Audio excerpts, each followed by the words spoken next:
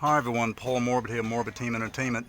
It looks like due to further restrictions here in the Philippines, since we are continued under a bit of a lockdown, we're going to go into a stronger lockdown again due to Covid-19, and this could affect for me filming certain locations that I want to be at physically.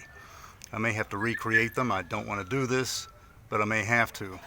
I think the thing to do right now is just to wait and see what happens until further notice.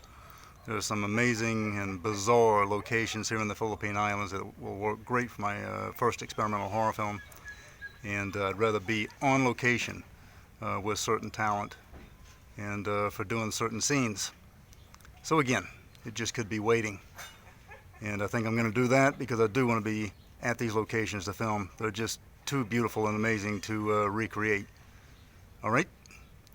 Paul Morbid of Morbid Team Entertainment. Do subscribe to our YouTube channel, like and share our videos, join our barter, buy and sell Morbid Team Entertainment group, and put a like on the Morbid Team Entertainment page. Thanks a lot, and bye-bye.